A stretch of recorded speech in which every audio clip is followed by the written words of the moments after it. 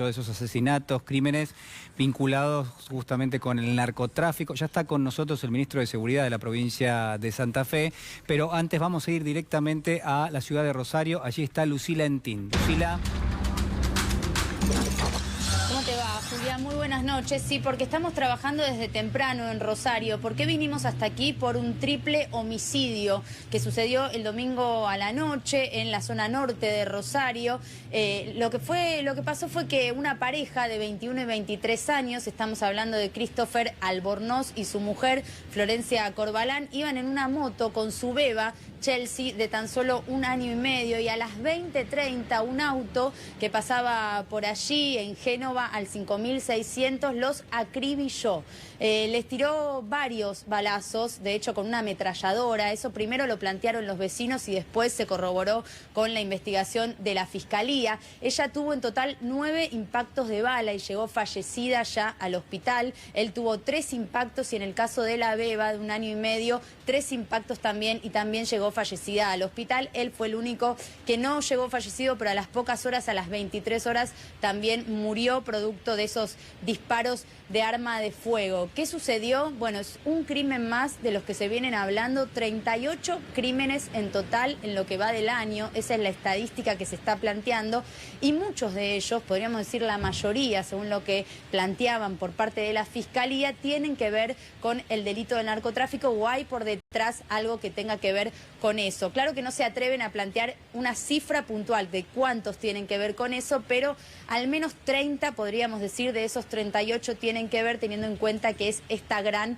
mayoría. Hay muchas cuestiones del mecanismo de este triple homicidio que llevan a pensar que esto fue así, que los iban a buscar puntualmente a ellos o puntualmente a Christopher Albornoz. ¿Y eso por qué? Porque el padre de Christopher Albornoz es Caracú Albornoz, un hombre que al día de hoy está con arresto domiciliario producto de unas causas que tiene vinculadas al narcotráfico. Son muchas las versiones. Hoy pudimos, te cuento, hablar con varias personas. Por un lado, con el abuelo de Florencia Corbalán, una de las víctimas, que planteaba esto, que desde hace tiempo le decían a Florencia que se aleje de este joven Christopher porque tenía este tipo de relación con el delito y que podía ser peligroso. Por otro lado, la Fiscalía, que dice que una de las hipótesis más fuertes tiene que ver con este ajuste, producto de cómo fue el mecanismo y de esta relación que había. Pero por otro lado, la parte de la familia Albornoz es la única que plantea una versión distinta. Dice que ellos no tienen nada que ver con el narcotráfico, que de hecho las causas por las que están con arresto domiciliario, tanto Caracú Albornoz como también las hermanas de Christopher, son causas armadas. Así que todo esto, por supuesto, está en plena investigación, Julián, pero lo que aquí más preocupa y tiene que ver con esta estadística de los 38 crímenes al día de hoy, y que caminás por Rosario y no ves gran cantidad de fuerza de seguridad. La realidad es que eso nos pasó en el día de hoy. Muchísimas gracias, Lucila. Muy completo el informe, ¿eh? Muchas gracias. Bueno, a ver, yo decía, la verdad que la preocupación está, la información la vamos reconstruyendo, por lo menos lo que pasó en los últimos días. Ministro Marcelo Saín, ¿cómo está? Muy buenas noches. Buenas noches, ¿qué tal? Bueno, lo veía sentir a cada uno de los datos que estaba dando recién Lucila Entín. Una descripción muy certera de ese acontecimiento puntual, sí. La verdad que es importante la información que ella cuenta. Sí. Gran parte de esa información es información que yo imaginaba que no era pública y que estaba en el ámbito de la Fiscalía. Al frente de esta investigación está un excelente fiscal, que es Marisol Fabro. Nosotros confiamos mucho en ella. Ella es fiscal de homicidios, con lo cual tiene una certidumbre acerca de estas afirmaciones y un conocimiento cabal de cuáles son los conflictos que ocurren en el mundillo criminal, íntimamente vinculado al tema narco en Rosario. Esto que ella describió es cierto, es absolutamente cierto. Sí, creció la ola de violencia en estas semanas. ¿Por qué puede ser que se produzcan tantos asesinatos, tantos crímenes? No, en comparación con la tendencia general de los últimos años, enero y febrero han sido meses extremadamente con este tipo de problemáticas en términos generales, con diferencias, ¿no? Hay algunos hechos que están vinculados a esto que ella describía, que tienen que ver con problemas entre grupos criminales. Hay otros que tienen que ver con relaciones intrafamiliares, muy importante. Hay un nivel elevado de femicidio. Más del 10% de los homicidios tienen que ver con la situación de la condición de género de la mujer que es víctima. Sí. Hay un problema muy diferente entre Rosario y Santa Fe. En Santa Fe, donde se da 1/3 aproximadamente del resto de los homicidios, prima mucho más la violencia intrafamiliar entre personas conocidas, la riña como principal motivo, a diferencia de Rosario, donde es mucho más notorio este tipo de eventos que están íntimamente vinculados a organizaciones criminales que hace mucho tiempo que operan en Rosario. ¿Vinculadas al narcotráfico? Vinculadas al narcotráfico. Hay un mercado muy prolífico de narcotráfico en Rosario, muy prolífico desde hace muchísimo tiempo. Y lo interesante es ver cómo en realidad estas terminales de organizaciones cuya primera y segunda línea hoy están todos detenidos y que desde los presidios siguen controlando parte del negocio con la dificultad que les impone trabajar el mantenimiento del negocio desde estos lugares. Esas organizaciones hoy están gerenciadas por lo que son las terceras y cuartas líneas históricas, que son personas de esta edad y de este conjunto de características. La familia Albornoz es una familia muy conocida en el barrio de Ludueña, donde ocurre esto, y es una familia que se había trasladado últimamente a otra región, a la región de San Lorenzo, y que había vuelto a operar en el barrio de Ludueña, y en estos lugares no hay vacancia. Ahora, esto también tiene mucho que ver con algo que nosotros hemos dicho desde el primer día de la gestión, el día 11 de diciembre. Nosotros no vamos a gobernar admitiendo el pacto entre el mundo policial y el mundo criminal. Y esto para nosotros tiene una consecuencia muy importante, que es que hoy estas organizaciones no tienen protección policial. No porque estemos nosotros, sino porque es una decisión político-institucional. Nosotros al principio de la gestión sacamos de la institución policial 70 altos mandos policiales que tuvieron responsabilidad durante los últimos años. Y cuando el gobernador Perotti dijo el 11 de diciembre que se acabó la gobernabilidad pactada con el mundo criminal, lo que él estaba diciendo es una descripción de lo que ocurrió todo el año pasado, donde las grandes organizaciones fueron desarticuladas con su componente policial. Se sabe en toda la provincia de Santa Fe que las grandes organizaciones criminales que fueron desarticuladas por la justicia provincial fundamentalmente, tenían un fuerte componente policial. Alvarado, nosotros estuvimos detrás de la investigación, yo al frente del organismo de investigaciones el año pasado, tuvo altos jefes policiales, hoy siguen presos, siguen detenidos, vinculados con estas organizaciones. Hoy la policía no está depurada, nunca fue reformada en la democracia santafesina. Nunca la policía fue reformada en la democracia santafesina. La matriz institucional de la policía data de la década del 50, 19 regionales, y la verdad, la gente tiene razón cuando dice que hay poca policía en la calle, porque hay, en el caso de Rosario, cerca de 200 policías por turno. Esto es lo que hemos encontrado y esto es lo que hay hoy. Yo no digo que sea responsabilidad de nada. Tenemos que juntarnos con la oposición, tener una discusión seria. Vamos a enviar un paquete de proyectos de ley seguidamente para modernizar este sistema. Lo que sí digo, vamos a tener que acordar seriamente qué tipo de policía queremos, porque no resiste más la situación de esta manera. Irina. Esa policía que hoy parte es mano de obra desocupada, ¿no? Digamos, ¿tiene que ver con estos homicidios recientes? No, esto a mi modo de ver tiene que ver con lo que después se termina esclareciendo, que son tramas criminales, redes criminales de los barrios, muy locales. Esto es el barrio, un barrio muy puntual, que hoy gerencian negocios de venta de droga, donde se mueve muchísimo dinero, por eso la pelea es una pelea comercial, y donde hay venganzas y facturas. Yo no quiero adelantar nada sobre este homicidio, pero este homicidio es la consecuencia de uno anterior, que ocurrió algunos días anteriormente, y que viene de una vieja puja entre dos sectores, que en general son clanes familiares, que están disputando el control del sector y el control de la venta de drogas en el sector. ¿Y cuáles son las organizaciones que están detrás o esas terceras líneas que quedan? Históricamente, Irina... Detrás de estos homicidios, pregunto, ¿no? No. Bueno, son redes muy... La familia Albornoz, una familia que pesa lo que diga la familia. Yo no estoy señalando nada que no se sepa ni inculpando. Hay causas judiciales federales. El papá, Caracol Albornoz, está libre a partir de un veredicto médico con un médico que estableció que tenía diabetes, que está íntimamente vinculado a un abogado histórico de sectores narcos y de sectores policiales vinculados a sectores narcos. Yo me reservo el nombre, todo esto lo vamos a ventilar más adelante y confío en esta fiscal en cuestión. Pero pasan otras cosas también. La semana pasada en Santa Fe, para poner también, sacar de Rosario el eje central, hubo el homicidio de un empresario que era dueño de una agencia de viajes allí. En esa agencia de viajes se planteó de que se trató de un homicidio en ocasión de robo. Yo estoy en condiciones de señalar hoy que eso ahí no operaba solamente una agencia de viaje, ahí ocurrían otras cosas y no se trató de un homicidio en ocasión de robo. Y hubo una movilización popular que nosotros respetamos y que quedó la cosa estigmatizada como una cuestión de robo al voleo, y hoy tenemos elementos claramente constatados por la investigación de la fiscal, muy lenta esa investigación, sospechosamente lenta esa investigación, donde en esa oficina no operaba solamente una agencia de viajes, sino algunas cosas más que tienen que ver con delitos mucho más graves. Pero dejemos que la investigación avance. Lo que sí digo, pasan muchas cosas en el momento que tienen algún tipo de relieve como noticia inicial, y después cuando recorremos la investigación nos damos cuenta que detrás de estas cuestiones, hay temas que son mucho más complejos que nosotros tenemos que ver. Fernando. Hay una gran duda de qué pasa en los puertos de Rosario. Se ha sembrado siempre la sospecha que a través de ahí ingresa la droga. Y tenemos el caso de la empresa Vicentín, que ha quedado de alguna manera involucrada en todo esto a partir de declaraciones de Marcelo D'Alessio, que decía que por esa empresa y por ese puerto podían entrar y sacar lo que quieran del país. Hay que escucharlo, Marcelo D'Alessio. La verdad que estaba detrás de algunas cosas que son interesantes.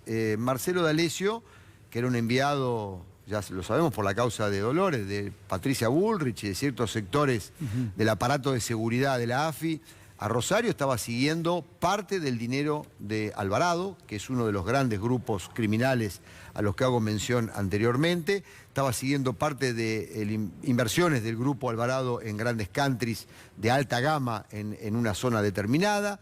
La mención que él hace, yo prefiero reservarme las investigaciones que están en curso al respecto.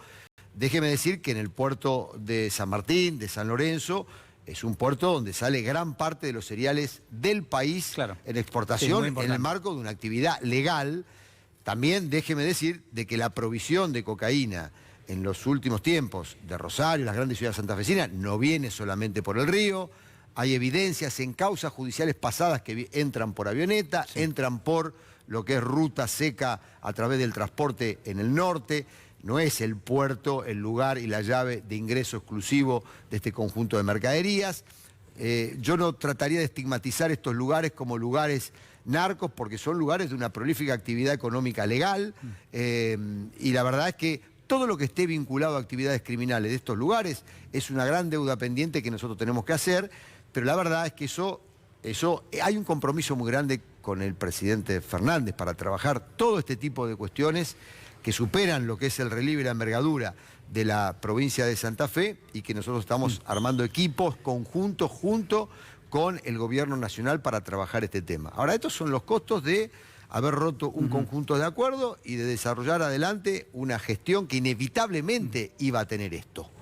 Porque cuando vos durante décadas esto se gobierna a través de pactos con sectores de la policía que históricamente han protegido a estos grandes núcleos son desarticulados, y son desarticulados por jueces y fiscales muy comprometidos con el tema, algunos pocos, pero muy comprometidos, y por sectores de la propia policía de la provincia de Santa Fe, porque gran parte de estas investigaciones se realizan a través de la policía de Santa Fe, no a través de fuerzas federales de seguridad, ¿no? Ministro, muchas gracias. No, por favor, es muy amable. Bueno, a ver, en el día de hoy saben ustedes, porque estamos cambiando de tema y hablamos de los precios y puntualmente de los anuncios que se vinculan con el programa de precios cuidados que tuvo lugar en las últimas horas, se amplió. La información la tiene Fernando Alonso. Fernando. Sí, porque cuando se lanzó Precios Cuidados fue una política que se desarrolló a través de súper e hipermercados. Ahora Precios Cuidados llegó a los mayoristas y de esta manera se garantiza que los almacenes de barrio, los locales de proximidad, también puedan tener productos bajo esta modalidad. Se venderán 200 puntos mayoristas. Estos 200 puntos mayoristas hay que pensar que abastecen a un promedio entre 50 y 100 locales. Uno puede tener una dimensión de la cantidad de locales que van a tener. Hay una reducción de precios de 9%, así como cuando se lanzó el plan a nivel nacional, tenía también una baja de 9%, esa misma reducción se alcanza ahora para los productos que se comercializan a través de los locales mayoristas. Con una particularidad, hay de todos, hay primeras y segundas marcas, hay alimentos no perecederos, bebidas, productos para bebé, limpieza y perfumería. Uno cuando ve la canasta dice, son mucho menos que en el precio cuidado grande, el de los hipermercados, pero esto tiene que ver con el tipo de consumo que uno hace en estos locales de proximidad y con la forma de abastecerse de los almacenes, que parte compran a los mayoristas, sí, pero parte lo reciben directamente desde las fábricas y desde las embotelladoras de bebidas, por lo tanto eso amplía todo el producto que reciben con precios cuidados. Recordemos siempre, precios cuidados no son precios de oferta. Uno puede encontrar ahí precios más caros que de la competencia. Lo que son precios de referencia para la economía, que en enero logró una inflación de 2.3%. Veremos si sigue teniendo impacto. Bueno, es importante el anuncio porque se venía pidiendo justamente de ese sector y porque además, como dice Fernando, sirve de referencia sobre todo para los comercios de proximidad, que es ahí también donde muchas familias terminan haciendo sus compras, a veces menores en cantidad, porque van al supermercado para hacer las compras más grandes, pero de un tiempo a esta parte cada vez es con mayor afluencia hacia esos centros más pequeños que se los llama de proximidad. Bueno, vamos a analizar algunas de las cuestiones que veníamos justamente mencionando, el debate por la deuda, la presión por parte del Fondo Monetario, la inflación, los precios. Estamos en nuestros estudios con el diputado Hugo Yasky. ¿Cómo le va, Yasky? Buenas noches. Muy bien, buenas Está noches. También el dirigente del FIT, Cristian Castillo. ¿Qué tal, Cristian? Y lo tenemos aquí, a mi izquierda, al sociólogo Luis Alberto Quevedo. ¿Cómo le va, Quevedo? ¿Qué dice? Muy buenas noches. Bueno, a ver, Yasky, quizás una de las cuestiones centrales, yo hoy lo escuchaba, algunas referencias vinculadas a la cláusula gatillo y a cómo el gobierno en algún punto pasó de contemplarlo como un elemento que había que tener en cuenta a decir, bueno, hoy ya no es necesaria esa cláusula gatillo porque conspira contra la evolución de la inflación. ¿Cómo lo ve? No, yo creo que nosotros tuvimos durante los 4 años del gobierno de Mauricio Macri una pérdida salarial brutal, 20%. Algunos gremios perdieron mucho más, otros perdieron menos. Destrucción de la industria, destrucción del empleo. Una clase parasitaria que se dedicó a fugar el dinero que entraba de la deuda. Que de un país que tiene recesión y que tiene una brutal inflación, con un tendal de pobreza que llega a límites insostenibles en un país como la Argentina. Entonces ahora aparece una propuesta que surge del voto popular, en la que el gobierno dice, vamos a congelar las tarifas, vamos a congelar el precio del transporte, los combustibles, vamos a congelar lo que están pagando los hogares de luz, de corriente, de gas, etcétera. En este contexto en el que hay un intento de cambiar la política, se plantea una emergencia por 6 meses. Los sindicatos hemos dicho paritarias libres, hemos sido claros. En el marco de una emergencia que ni bien se pueda resolver, habilitará que todos los sindicatos estén discutiendo en su paritaria libre. Esto están haciendo los docentes. ¿Qué significa paritaria libre? Paritaria libre significa que no hay un piso y un techo, por ejemplo, para la cifra que discuta cada gremio. Esto lo entiende también el ministro Moroni, la semana que viene va a estar en la CTA, porque es distinta la situación de los gremios. Hay sindicatos que perdieron más del 20%. Hay otros que perdieron el 5, el 7, el 8, el 12%. No se puede aplicar una misma vara para todos esos sindicatos. Y en ese contexto hay que agregar una cuestión. Nosotros tenemos la amenaza de los acreedores externos, porque hoy se plantea como una amenaza para nuestro país. El tema de los acreedores externos, que en sociedad con muchos sectores poderosos del país apuestan a un fracaso de la negociación que el gobierno plantea muy claramente. No vamos a pagar ni con el hambre del pueblo, ni vamos a pagar tampoco en condiciones que signifiquen mayor recesión, mayor pobreza, porque desaparecemos. En este contexto tenemos que discutir los trabajadores de qué manera nos apropiamos de instrumentos que no jueguen en contra de nuestros intereses, es decir, que no terminemos escupiendo contra el viento, porque hay muchos sectores que apuestan a que fracase la negociación con los acreedores, a que estalle la inflación nuevamente. Se imaginan que rápidamente volverían al gobierno los que nos llevaron a esta situación. ¿Castillo hay que pagar la deuda? No, nosotros consideramos que la deuda es ilegal y ilegítima, que tiene que ser declarada odiosa y ir a un desconocimiento soberano con un plan integral para que la crisis no sea pagada por los trabajadores. Ahora, yo no coincido con Yasky. La cláusula gatillo es una defensa elemental para que los salarios no sigan cayendo, porque la inflación fue 2,7 en promedio, pero fue 4,7 en alimentos. Entonces, ahí hay un elemento clave. Si no se sabe la pauta de inflación, o sea, no hay pauta de inflación. Entonces, la cláusula gatillo es lo único que te va defendiendo el salario. Digo, ya no recuperar, que es lo que está planteado. Porque si cayó el 20% del salario, la recuperación de ese 20% debería ser una prioridad. Pero hay recursos. No volver para atrás. Desde ya yo creo que hay recursos. Y además voy a ser muy crítico con el hecho que cuando la canasta básica de un jubilado es de 37.800 pesos, o lo era en el mes de octubre de 2019, sí, a jubilado que gana 20.000 se le haya rebajado el aumento. Pero es una barbaridad, es inmoral lo que se hizo. Macri fue un inmoral, no tengo ninguna duda. Hizo caer 19% el último año de la jubilación. Y cuando ahora iban a recuperar un poquitito, vos le metés la mano en el bolsillo a los jubilados y le bajás retención a las petroleras, a las mineras y sacás la renta financiera. No va, hay que tocar los bolsillos del sector más concentrado, no del jubilado que tiene 20.000 o del trabajador que ahora le vamos a sacar la cláusula gatillo. No estoy de acuerdo para nada. Yo creo que nosotros, como trabajadores, tenemos un compromiso del gobierno, lo vamos a refrendar pasado mañana cuando nos encontremos con el presidente, y es que los salarios le van a ganar a la inflación. En todos los casos. No va a haber un sector de los trabajadores que va a quedar cerquita y 40 sectores que van a quedar mucho más abajo.